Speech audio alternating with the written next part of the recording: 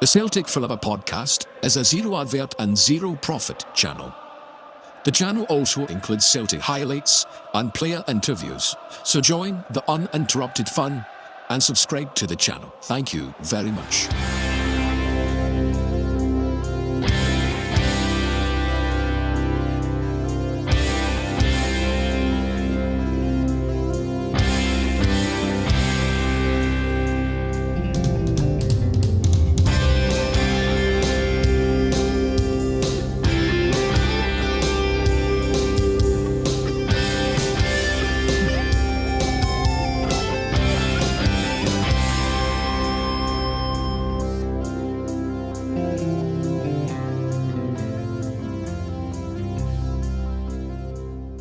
Hello again, folks. This is the Celtic Forever podcast. I am Xander, and with me we have John to go through everything Celtic, the latest news. We're going to go through the Kilmarnock preview, and we're going to have a wee word on the Michelin game as well. So plenty to get through. Let's say hello to John. How's things, John? Did you watch the game last night? Unfortunately, I did. I switched it off before the penalty even. That's how bad Celtic was. Like, no watching any more of this crap. It was horrible. It was just horrible to watch. That's the worst I've ever seen Celtic in Europe. Yeah, I've seen bits and bobs of the game. I didn't see the entire game, but the bits I did see, it wasn't very impressive, was it? But you've got to bear in mind who are up against, top of the group in the Europa League. But, you know, that wasn't Celtic last night, was it? So, you know, all these injuries and everything else is beginning to get on top of us. Plus, we were just off the back of playing 120 minutes at Hampden at the weekend as well. So I think Martin O'Neill is right. I think all that did add up, John, but you know, when you do add it all up, it's just another defeat in Europe for Celtic. That's the bottom line, isn't it? The bottom line is defeat against a Danish team.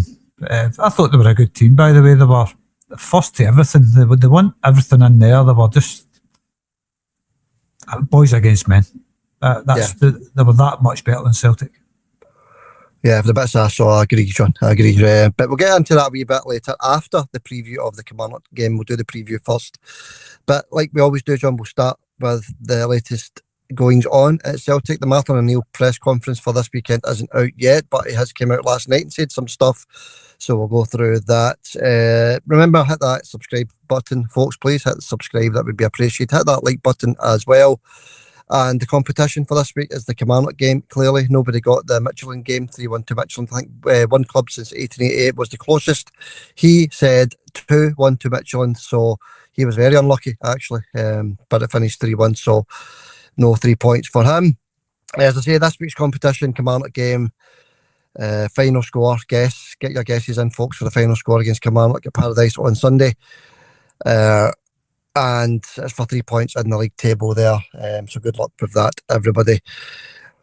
Right, John, let's get into the latest at Celtic, as I say. The odds on Knudsen being the next Celtic manager, John, is he is now the hot favourite. Knudsen, that's the Bodo Glimt manager. He's won 4 titles in a row. He's been doing well in Europe also, John, beating some very big teams. And the betting has been suspended on Knudsen, John. So as of Friday late afternoon or early evening, it is Knudsen who's the hot favourite for the Celtic job. Right, that's good.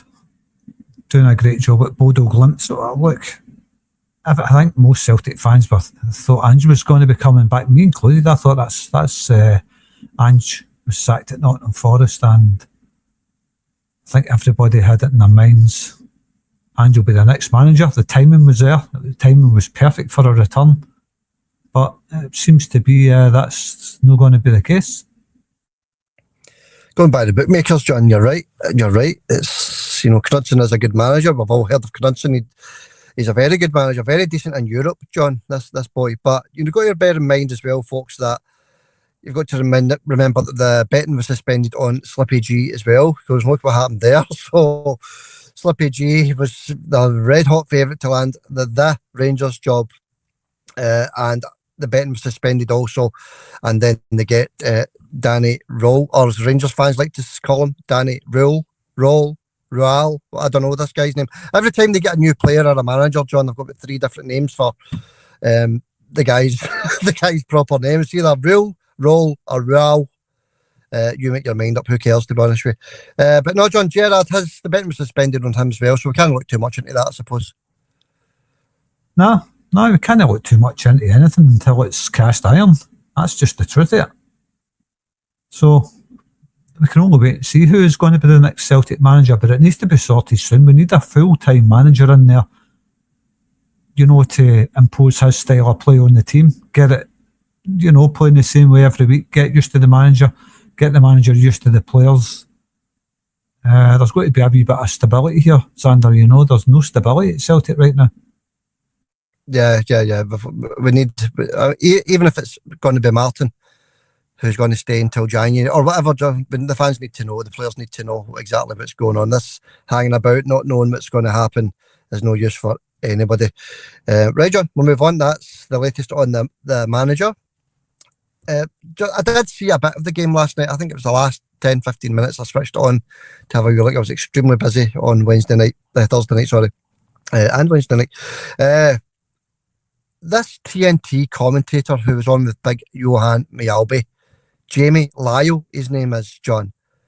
The things he was saying about Celtic, I thought was pretty pathetic. This guy wasn't bearing in mind who we were playing against there last night, John. Midtjylland, unbeaten in 21 games, beating everybody in their path, sitting top of the Europa League, sitting top of their domestic league. Absolutely fantastic, John. And they're a decent team, for what I saw anyway. This guy, Jamie Lyle, should keep his mouth shut, to be honest with you. Celtic are miles away. The scale, there's a rebuild needed, and the scale of it, it's a reality check for Celtic supporters. This guy's clearly hurting, John. I know you probably didn't hear it, but this guy's clearly hurting after his team lost in the semi-final at the weekend.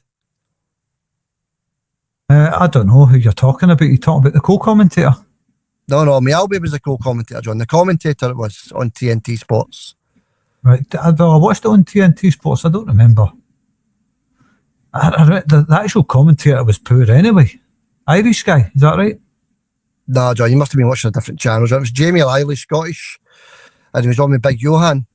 No, it was the last 5-10 minutes anyway, John. He's spouting his nonsense, absolute nonsense about Celtic. That's not what I heard, Sander. I heard an Irish guy commentating, and he was, I don't know. He wasn't poor. I just wasn't really listening to him, to be honest with you. But no, I never heard that. Yeah, well, I heard that, and I didn't watch the game. I only switched it on the last 15 minutes, as I say, to see what was getting said. And Big Mialbi, by the way, had to put him in his place a few times. So well done to Big Johan Mialbi. Right, John, let's move on then. Jack Butland can't let this go, can he? This carry on with the tickle on his forehead or his cheekbone or whatever it was. I didn't think he got touched at all at Hampden on Sunday. He said this guy's an absolute joke. He's saying the goalkeepers, or him as a goalkeeper, got no protection whatsoever. He came out bravely to get the ball. This is him saying this, John. Butland's coming out saying he's came out bravely to get the ball and he got absolutely no protection from the referee. Now, he's so brave, John. This guy's so brave. It's now Friday and he's still no stop crying. I can't say any more than that, the guy's he knows there's no contact. Everybody knows there is no contact unless you're of the blue side of Glasgow persuasion. There's no contact at all. If there was any contact, like Billy Dodd says, studs were raked down the face. Where's the marks? Where's the proof? There wasn't a mark on Butland. He was playing last night, flying about that goal line like a 5-year-old. So where's this massive injury and this assault that happened on him? Nothing happened to him. Big Trusty puts his feet in and pulls it away. There's no contact whatsoever. Yeah, Big Trusty's came out today also, John, saying he never touched him. He's sticking up for himself, so fair play to the big man. Never touched him.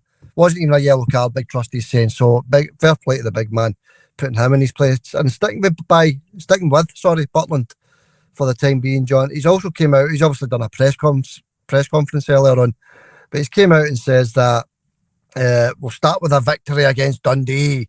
Big word from the big brave man, big brave Butland, coming out saying we'll start with a victory against Dundee. Where were these words against Celtic and where were these words against Roma? who put the tools away, by the way, but we'll get into that later on.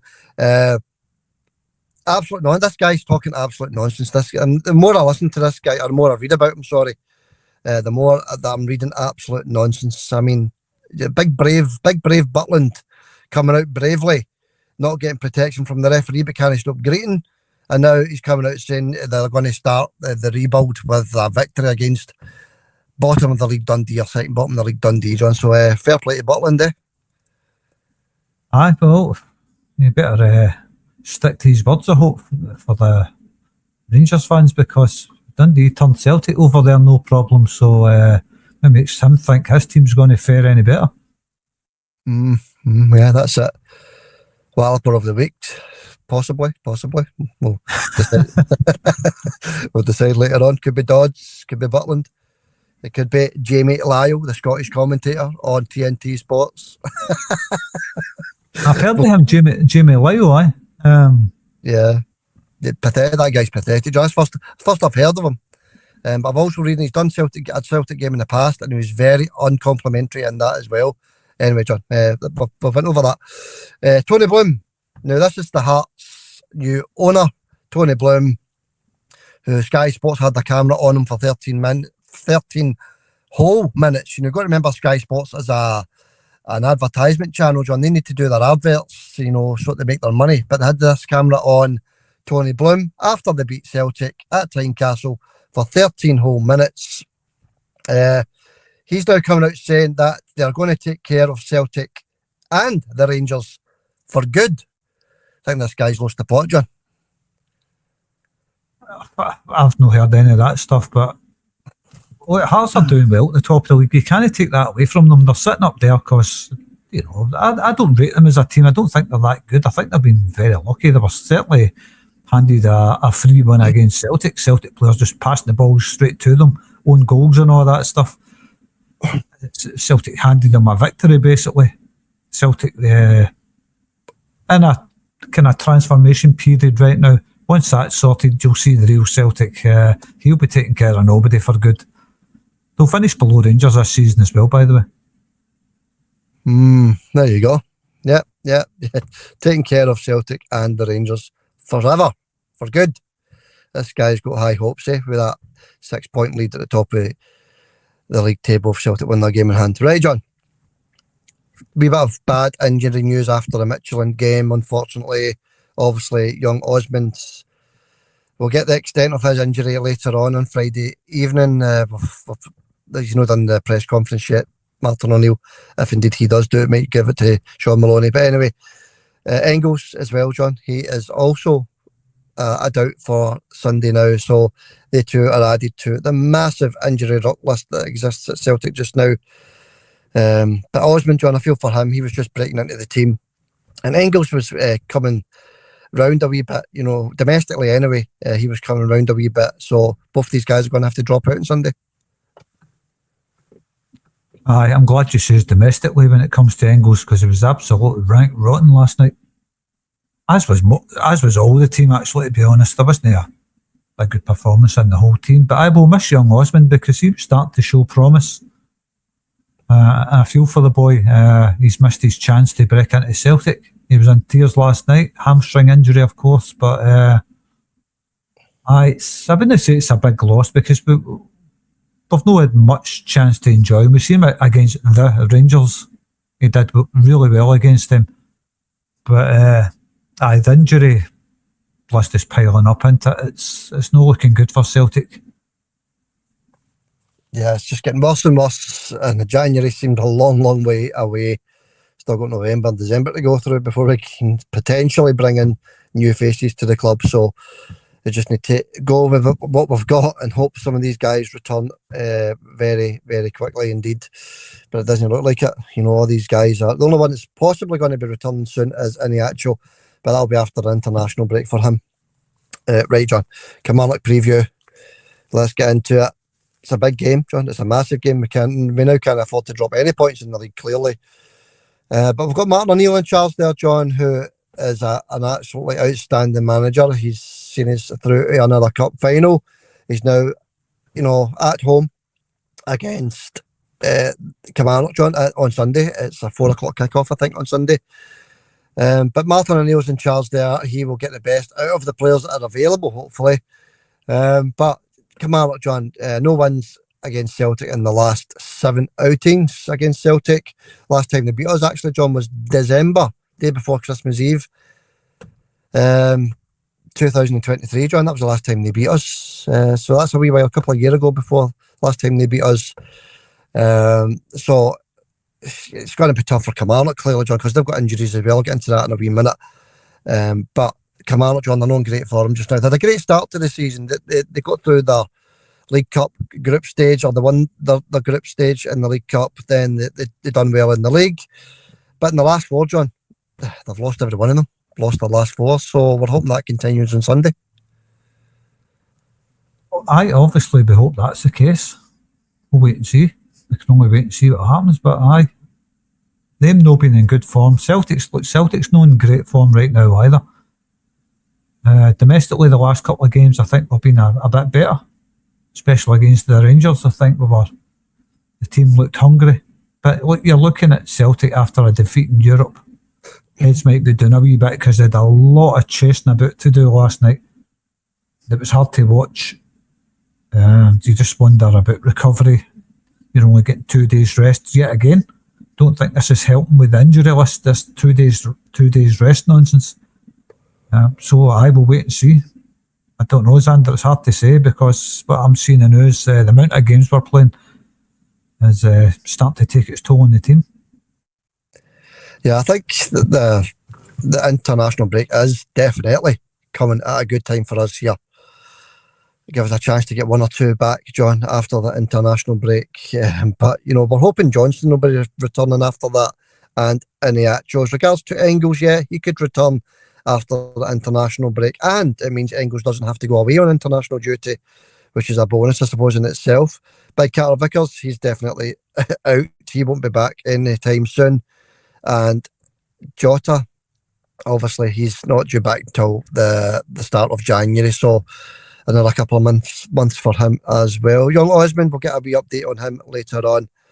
But no, John, it's very, very, it's very poor, isn't it? And I was looking at young Osmond coming off last night, John, or hearing that he came off last night injured, which could be a serious hamstring injury. So we tapped into the UEFA rule, which stated that we could replace a long-term injury, Carter Vickers, with Osmond. So now Osmond is a long-term injury. So I don't know if we can replace Osmond now, John, or maybe you can only do it once. If we can replace Osmond, John, I think we need to try and do something, get another player in there. Aye, this is the thing, isn't it? I don't know who would replace him, but it's just sickening the amount of injuries we're getting.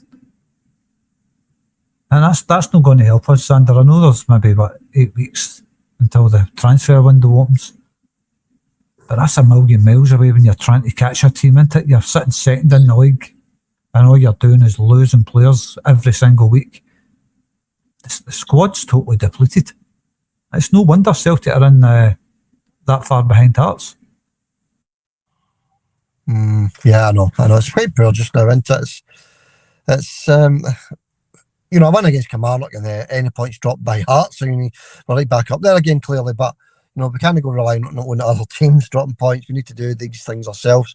As regards to Osmond, John, it's looking as though Shin Yamada will be brought back into the team.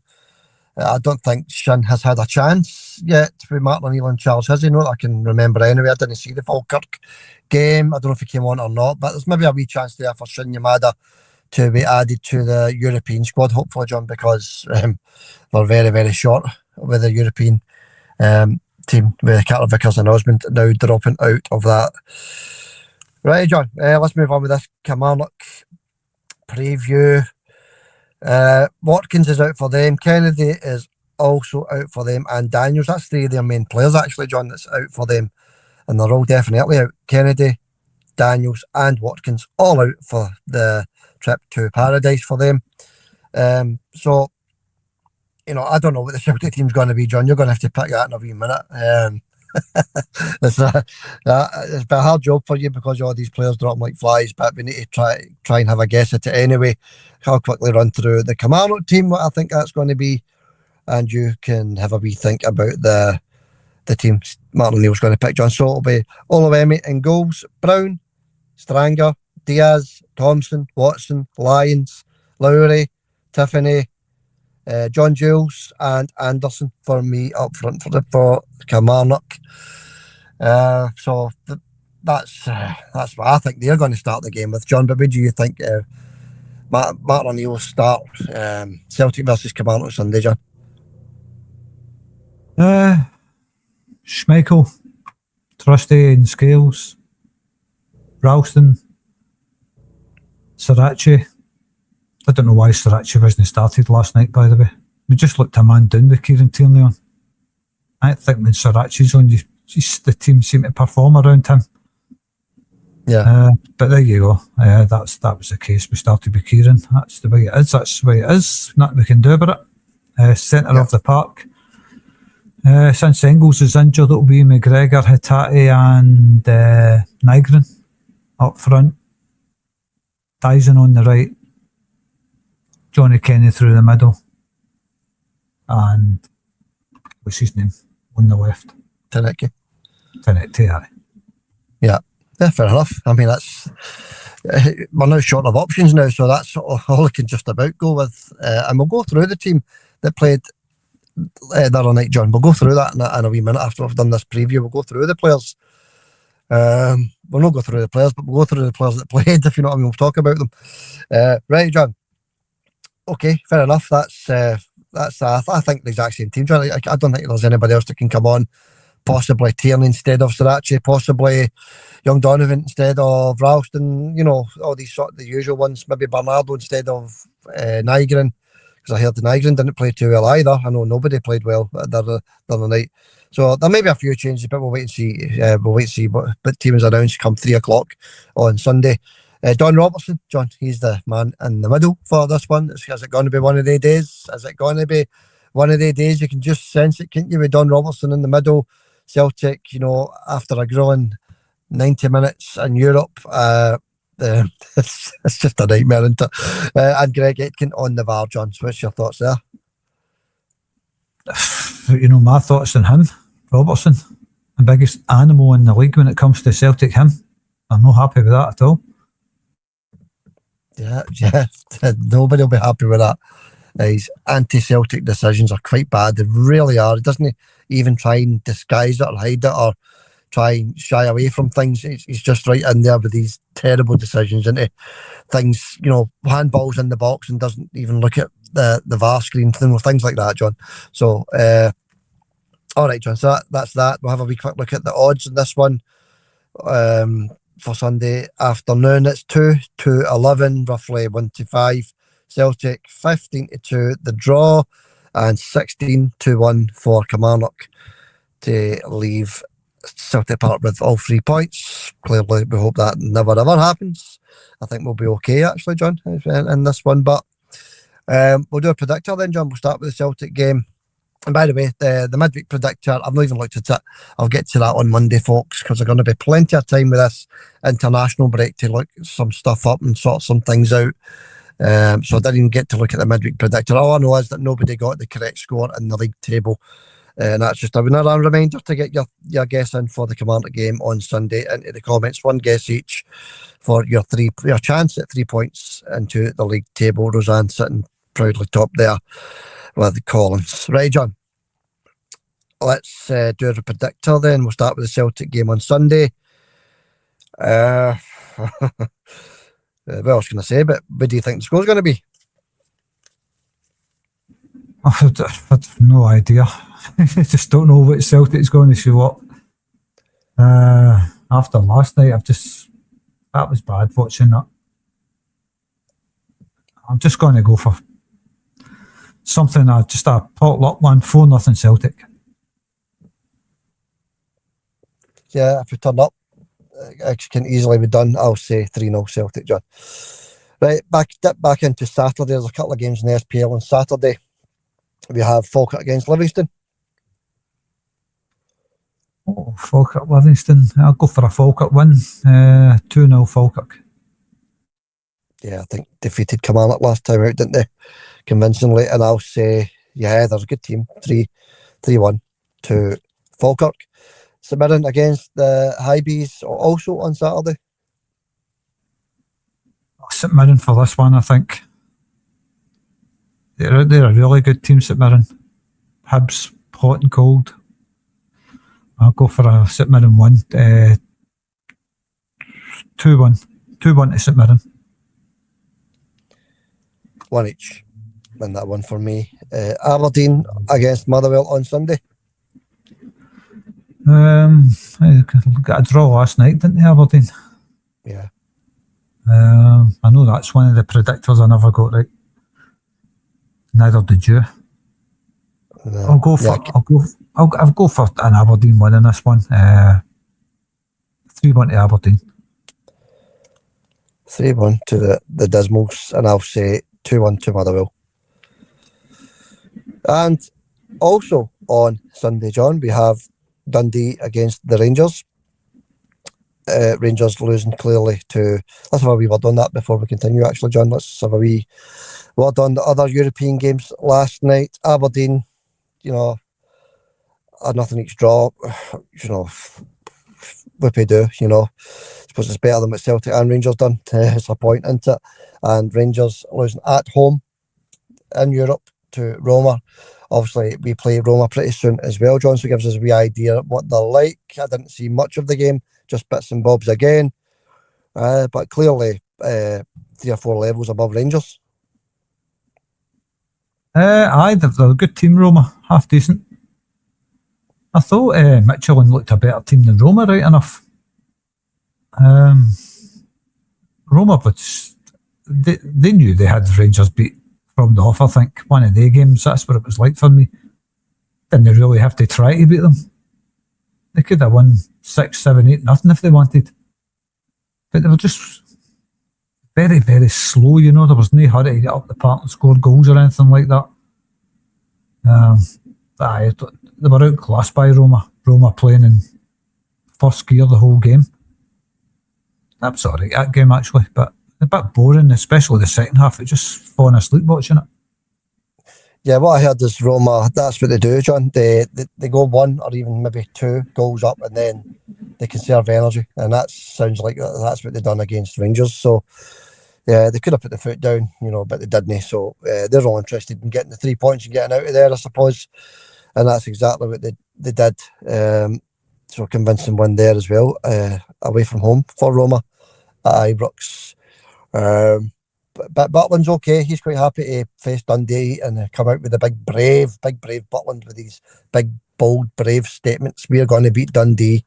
What a clown. Anyway, John, back to the game then. Dundee against the Rangers. What do you think, buddy? Well, they beat us the last time we were up there. And then they get beat by Hearts, didn't they? Oh, I don't know. They look a wee bit better, Rangers, than what they were under... What was his name? Russell Martin? Yeah. They look a wee bit better under this new guy. I'll go for a draw here, Xander. 1 each. Yeah, they look a wee bit better, John, but it's 3 defeats in 6 games. 3 defeats, knocked out a cup and sitting rock bottom of the Europa League. But his argument's going to be it's not his players, I suppose, and I suppose that's true, isn't it? It's not his players. But he's not going to get much money to spend on new players, is he? Because they are new players, John, so have to work with what he's got. Yeah, 3 defeats for them. Sorry, John, what did you say? Score-wise? 1 each. 1 each. 1 each. Just so I can take a wee note of them. I'll say 2-1 to Rangers, John, in that one. They'll bounce back. Butland will be right.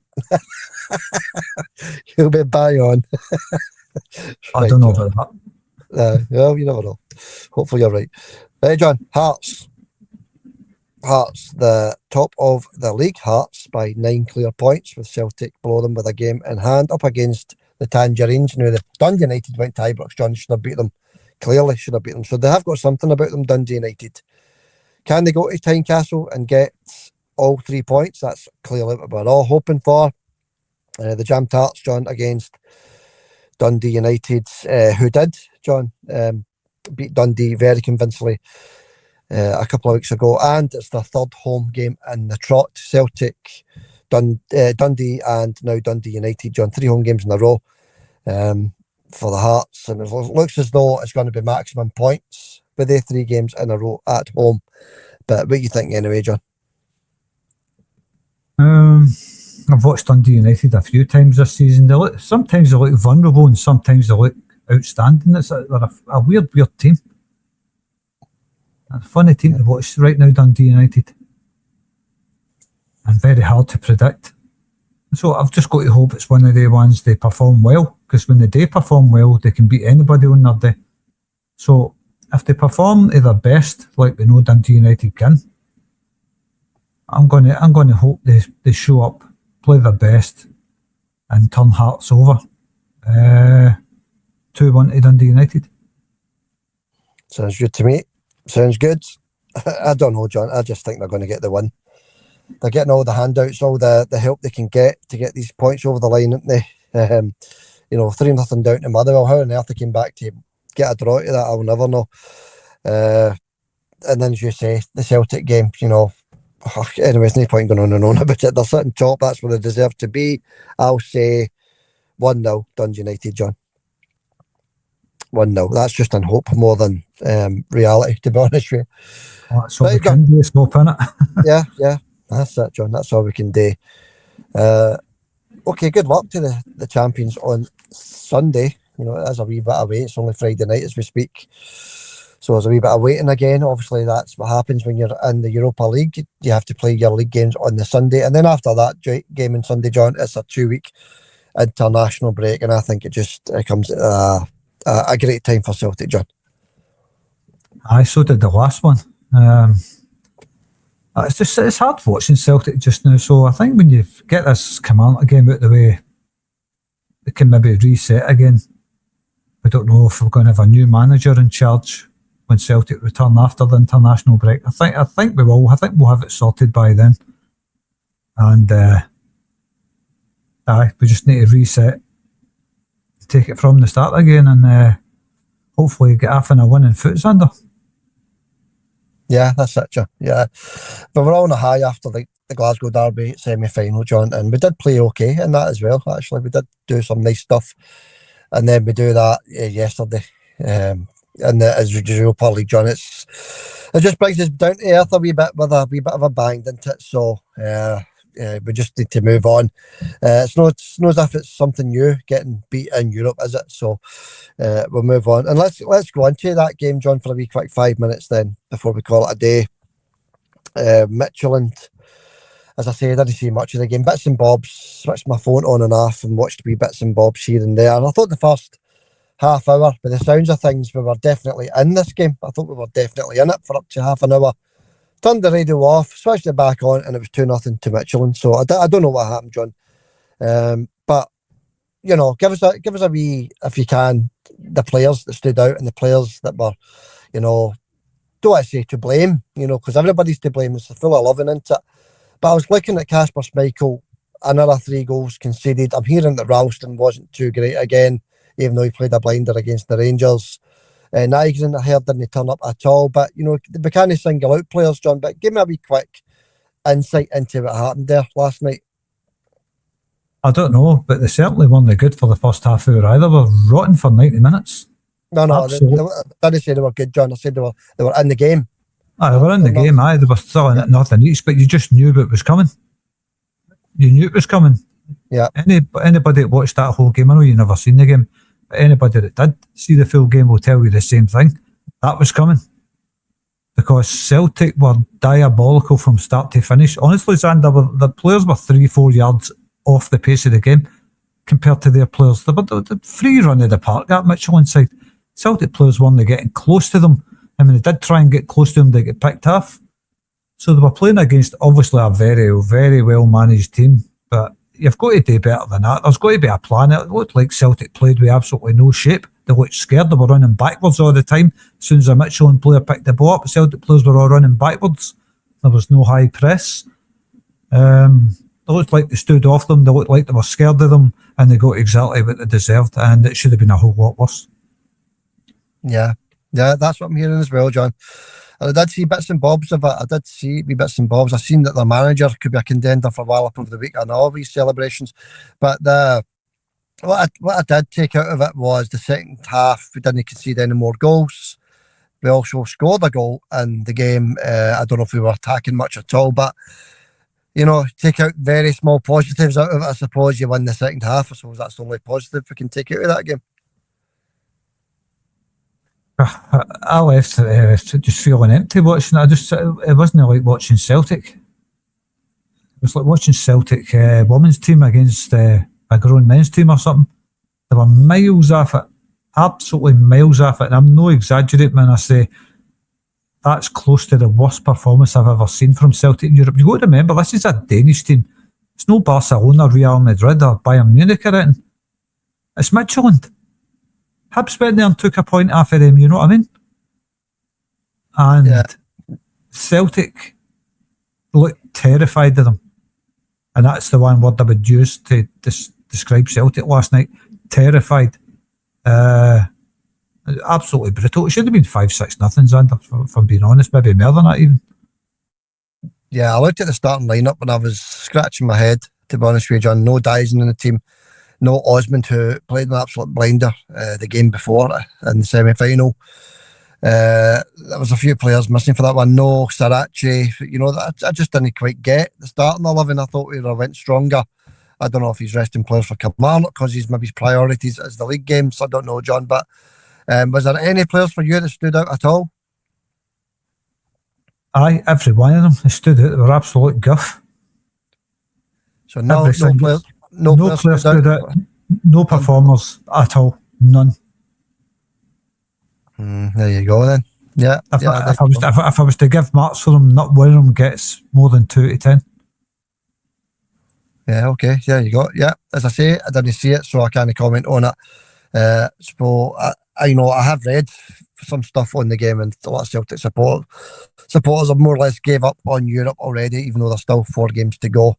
Because the games remaining, John, they're very tough. Feyenoord away, you've got Roma, it's just very tough, John, very tough. Even though it is the lower competition in Europe, John, the Europa League, it's turning out to be very tough for us. So there's still a chance there, but I think the priority for every Celtic supporter is to get the domestic season up and running again. We'll hopefully that starts on Sunday against Kilmarnock. Right, John. What else can we say, John? That's it. There's one game left before a 2-week break. During the 2-week break, folks, there will only be 2 podcasts a week instead of the 3, because unless the breaking news happens or anything like that, something big happens at Celtic, like a new manager or something, we'll come on and talk about that. But it's only going to be the 2 a week. So our next podcast will be Monday, folks. We'll be back on Monday. We'll have a wee chat about the game on Sunday. And anything else that's been happening. Have you anything else to add, John? Any wee sum up for the Kilmarnock game? Any thoughts you want to add before we go? No, I've just agreed with you. It's all about the domestic game for us. It always has been for me anyway. Europe is just bonus games during the week to watch for me. That's all. That's what Europe's always been for me. We're never going to win a European trophy. No unless by some miracle we come into a hell of a lot of money and we can buy better players.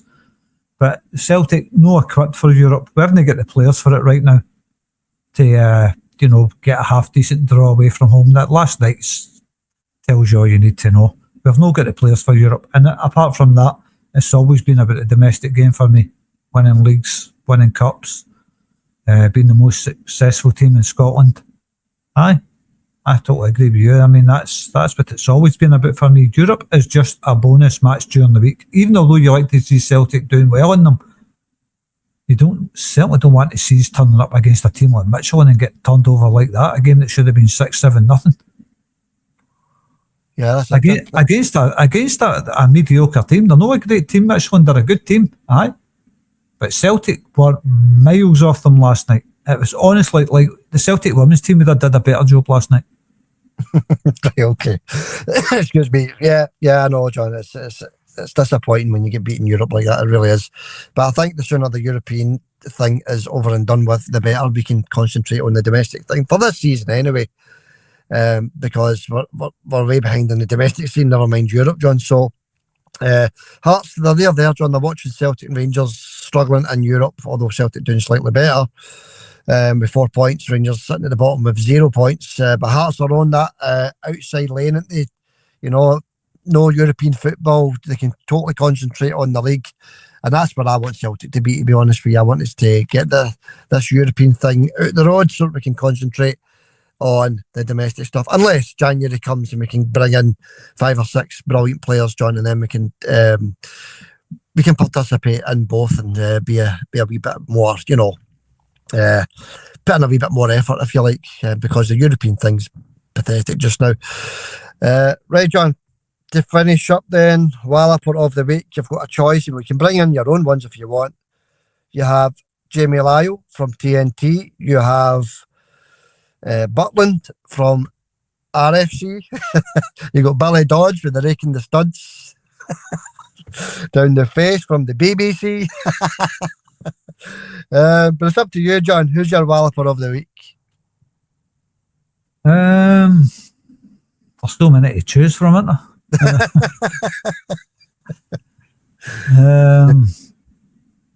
I actually listened to the Derby match back on YouTube. There's the guy that puts up the BBC highlights show. Yeah. It did no highlights, the whole show actually. Yeah. But it's the radio version, just the whole radio show of the Derby. I've actually used that a few times. I've took some clips off of that guy's stuff. It's quite handy, that, isn't it? He doesn't get many views as well, but it's quite handy, that. It's good after a derby when it's always good to go back and listen to it. You can hear the commentary of the game, the full game. Yeah. And I was listening to Billy Dodds. You're talking about Walloper of the week. I think I never heard when you were talking about Billy Dodds talking about studs raked down face. I thought you were exaggerating, and I listened back, and sure enough, he does say it. And that amongst 100 other different things he says to make him Walloper of the week. Butland, close second, maybe. Big brave Butland. Big brave Butland.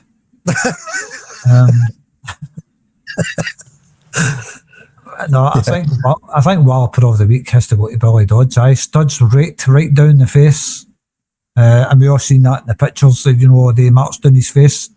It must have been bad for Butland. He must have been suffering badly, But Billy Dodds, Walloper of the week. He's Walloper of the week every time I hear him, actually. Well, that's funny because that's 2. Well, he's at the top of the table with 2 Wallopers of the week for the season. We need to listen to him there, actually, so he can get more titles. No, he's pathetic. Guy's pathetic. He shouldn't be anywhere near a media company like the BBC, to be perfectly honest with you, John. As you said, used to be Archie McPherson and David Begg and, all the good commentators, all guys that talk sense, Murdo McLeod, all these kind of guys, John. And now you've got Billy Dodds. Right, John, we'll call it a day there. He wins Walloper of the week. Congratulations, Billy Dodds. Right, John, it's Sunday then, John. That's the big one. Next one up for us, Sunday. Then there's a 2-week break, as I've already said. We'll be back on Monday for the post-match reaction to that. Hopefully we're all a bit happier than we are today. And, John, thank you to all the listeners, viewers, the subscribers as well. Thank you everybody that's subscribed to the channel, because they are still going up quite nicely, actually. So thank you very much. Thank you for all the commenters, all the regular commenters and new commenters. Thank you very much for all your comments, and they will return on Monday. I'll see you on Monday, John. I'll speak to you Monday, Xander. Hail, hail. All right, John. Hail, hail. Catch you later.